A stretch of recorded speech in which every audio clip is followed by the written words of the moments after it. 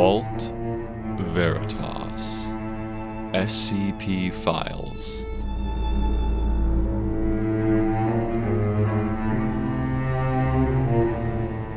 Episode 10 Symbolism.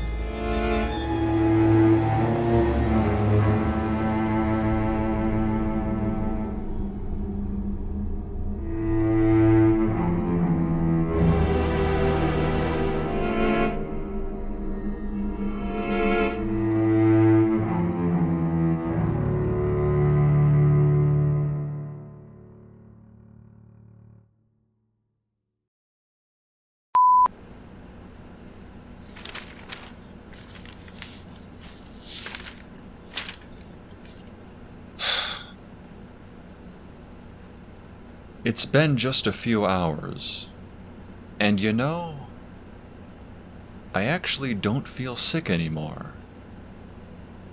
It's all just sort of gone.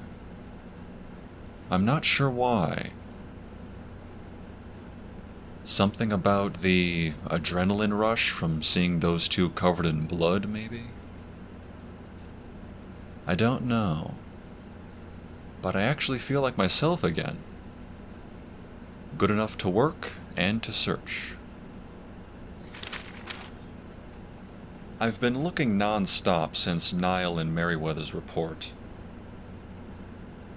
At first I thought I was mostly concerned with that creature, the one that attacked Mary and the other officers, that disappeared in the light of Niall's flare. I've been looking through the reports, trying to find any that cover anomalous creatures that are not yet contained. But I haven't found anything at all that resembles that. I know I'm limited by the lack of Keter classes in my pile, and it's so frustrating. I just want to help. I have not given up, though I think I was about ready to start tearing my hair out. But then I started thinking, what about that symbol that Niall had mentioned? He seemed to know what it was, and I meant to ask him, to have him draw it or something. But he disappeared with Mary, and has evidently been tied up with Seth Orson in a bureaucratic nightmare. So I can't just ask him. But it didn't seem to matter.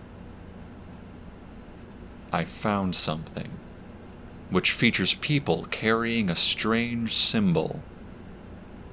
Take a listen. Incident 842-01. First of many reports regarding SCP-842 after retrieval from Information Redacted. Object Class: Safe. Risk Assessment Level: Low. Reported by Natalia Petrov, civilian. Report given verbally in Russian, and then translated and transcribed by a Foundation interpreter. Report made November 7th, 2018. I know you want me to talk about what happened, but first, have you found Andrei yet? No. I suppose not. Sorry to keep asking. I know you'll tell me if you do. I don't know what they did with his body, but I really need to see him one last time when you find it. I'd like to say a proper goodbye. Are you sure you've searched everywhere? Sorry. Yes, I know I'm supposed to talk about what happened. You want answers. I know you lost many of your own rescuing me. Thank you. If it's answers you want, you've all more than earned them. It's just hard to talk about. Especially when I don't know for sure where Andrei...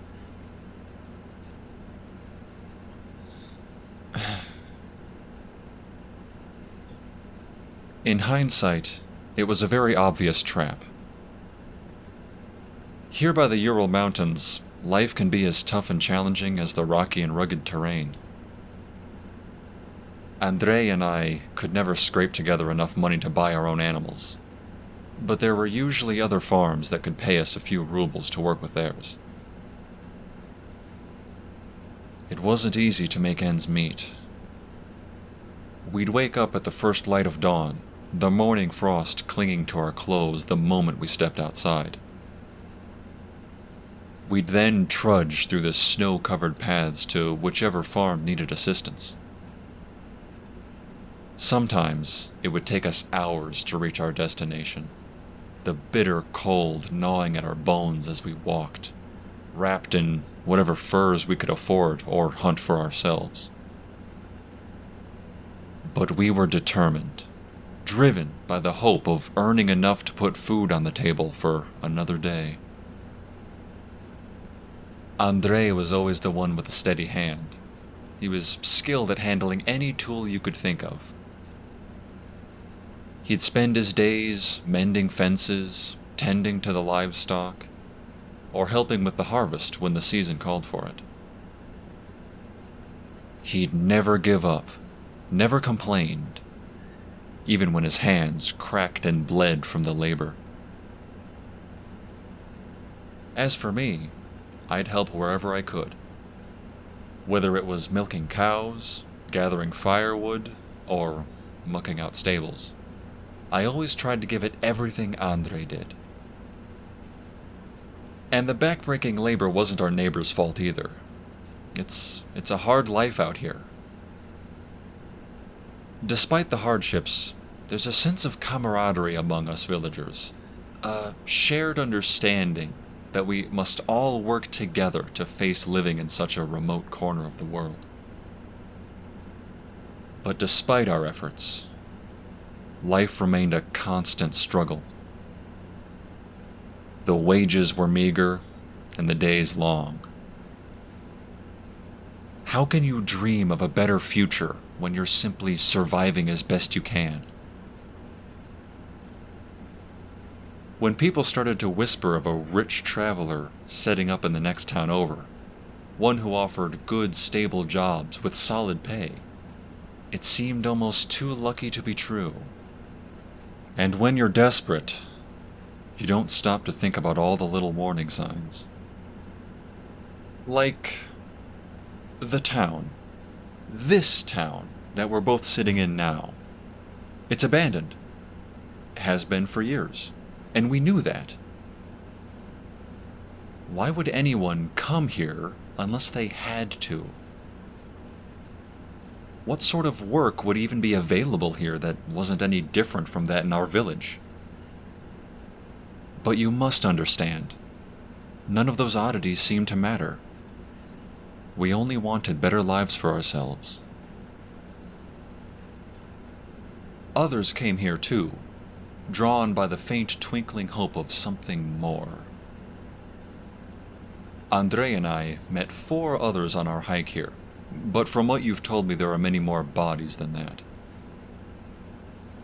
As our group at last entered this village, we noticed instantly how utterly in disrepair all the buildings were. The blanket of silence was broken only by the distant howl of the wind as it whipped through the empty livestock trails. I remember feeling my heart quicken with fear, scared that we had missed out, that whoever had been here had already left, taking our hopes and dreams of a better life with them, forever. Then we saw them. Many figures clad in dark uniforms, adorned with a symbol I have never seen before. A black circle with a menacing red circle inside it, and 8 ominous lines radiating outwards. The people moved with purpose, their movements calculated and deliberate, as they beckoned us forward with false promises of work and opportunity. Our group followed without hesitation. Of course we did. We'd come too far to back out now, even though we had started to understand that things weren't quite as we'd hoped. But still, what else were we to do? We followed the strangers into a dilapidated building, the floor creaking ominously as it rotted away under our footsteps. The inside stank of decay and despair. They herded us into a dimly lit room, which had no furniture of any kind, and no way out save the way we'd come in. They had guns, of course, but they didn't really need to ever use them. What were we going to do against a group of fully armed men? They told us to sit and to wait, and there was nothing to do except obey. Andre's hand tightened around mine in the dark, and we just sat there, waiting, watching our two guards who stood steadfast in the dark. One by one, the others were taken away. It was always the same. Another uniformed captor would arrive, select someone, and then march them out at gunpoint. There would be about a minute of silence, and then the screams would begin. Those awful, pained screams, piercing through the night. They'd last maybe 20, 30 minutes, and then stop forever. None of those taken away ever came back. And through it all, I clung to Andre, my heart hammering in my chest as I prayed for a miracle. But soon, it was just him and me and one other person, an old, scared farmer who'd come to the town looking for a way to make the dowry for his daughter. When they came this time, they looked at Andre. I didn't fight back when they pointed at him. I was too scared to even tell him goodbye. My Andre. My sweet, stoic Andre. He never let them see that he was scared. When they pointed to him, he just rose up, squared his shoulders, and marched on out. I should have called to him. I should have said, I don't know. I don't know what I could have said to make a difference. I just know that I didn't try.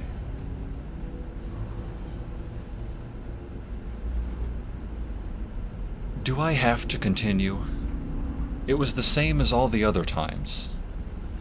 The pause, and then the screams. I can't. I'm sorry. I just can't.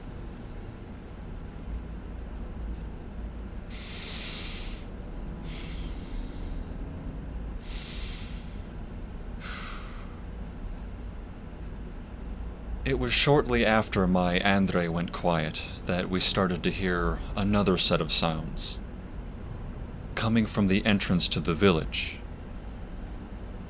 There were shouts, other screams, gunshots, and everything erupted into panic.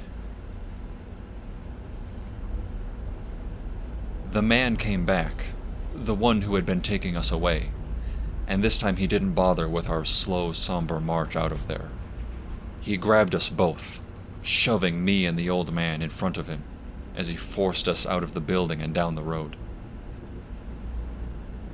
The cacophony outside was far louder and growing ever closer. People were running to and fro, shouting, and someone drove by on a jeep with the biggest gun I have ever seen strapped to its back.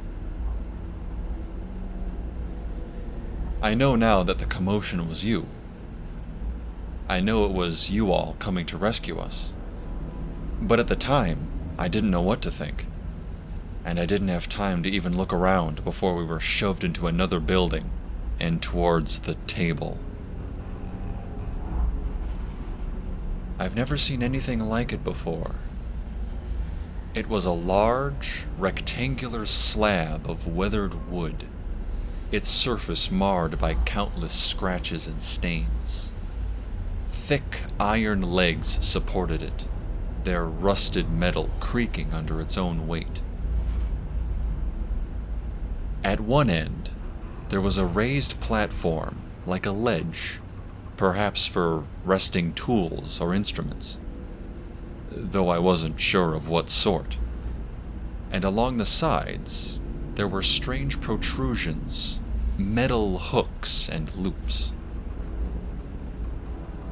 The whole thing looked neglected and decayed, as if it had been abandoned long ago and left to rot in the darkness. I was shoved into a corner, too terrified to move, and the old man was brought to the table. Our captor pushed him down onto it, and even though none of the table's pieces moved, the man's body went rigid and still, as though strapped into place. He flung his head about wildly, but the rest of his body remained perfectly still. I watched wide-eyed as our captor touched a hand to the man's abdomen and said in a crisp voice, "Show me the Foundation agents." It became instantly clear why people had been screaming.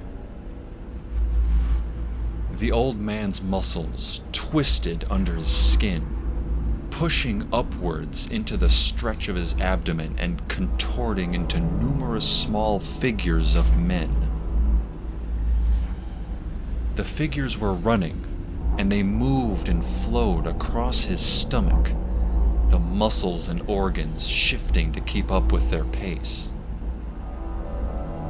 Our captor tapped several of the figures, and text appeared below them as the man's veins reconfigured themselves into writing, rising up from his skin and pulsing with his heartbeat. Each piece of text was a name. Agent Ivanov, I remember. The others, I don't recall.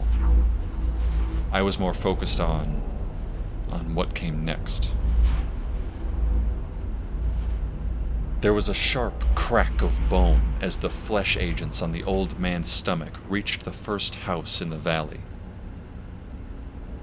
From the man's chest came a great twisting, his ribs erupting from his body in a spiral of sinew and bone. There was no blood, not a single drop, nothing to obscure our captor's view. The uniformed man swore at the agent's approach and began to bark orders at the others, anyone who would listen. As more and more houses erupted from the old man's ribcage, I could hear your approach from outside. Our captor grabbed his gun and left us there, bolting out the door to face you as you arrived.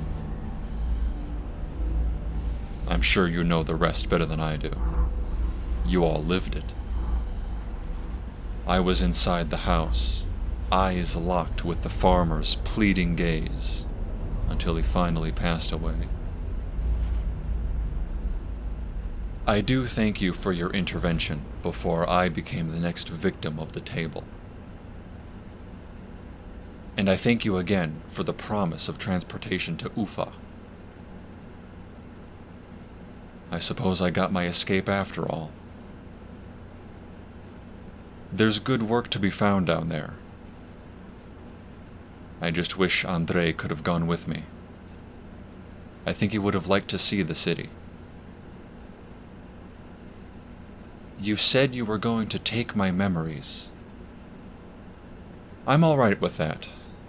Though, I'd still like to say goodbye to him, if you find him. Even if I don't remember it, it would still mean a lot to me. He didn't deserve this fate. As for the table, I hope you destroy it. I hope you hack it to pieces and burn every last part. It's evil, and I will be forever grateful that you rescued me from it. That horrible torture. It's not worth the sight that it grants. It should be eradicated from this world, never to harm another soul again. I wish I had the strength to do it myself, but I trust you to make the right decision. Goodbye, and thank you for everything.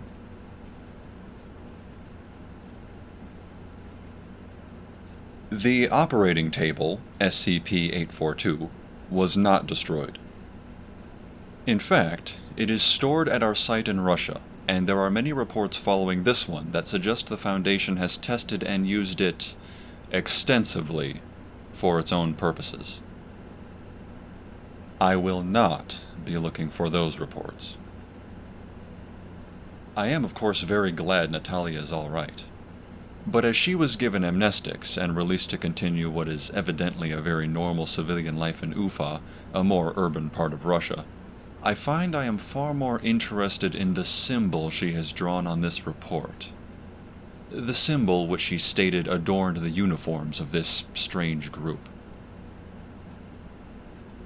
There is a large black circle. In the middle is a much smaller red circle, with 8 curving black lines coming from it and reaching towards the black circle's edges, in a spoke-like fashion. Is this the symbol Nile saw? I wonder if this report may help in the search. I'm going to make a photocopy of it and give it to him.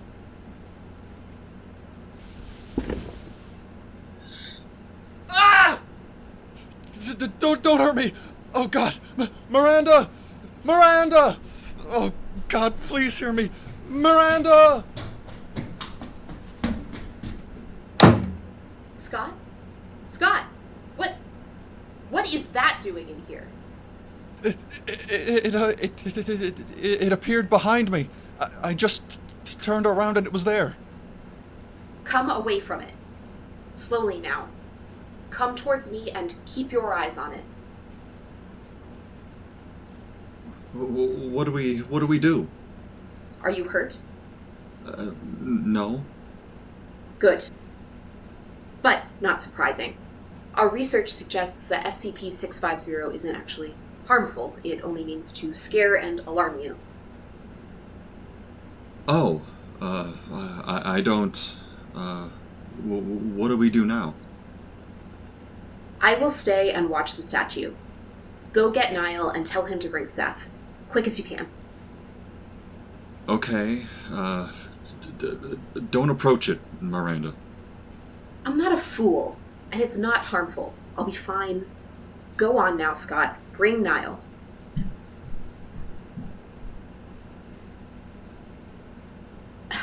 Now, just what are you doing outside of containment, then? How have you done this? Why go for Scott? You're causing a lot of trouble recently, you know. He's going to need time to recover now. Do you have any idea what that means? No, of course you don't. What a waste of time. If this is one of Niall's little pranks, then I don't care what predictions he has. Ugh. Let me turn this recording off and we'll get you back into your containment.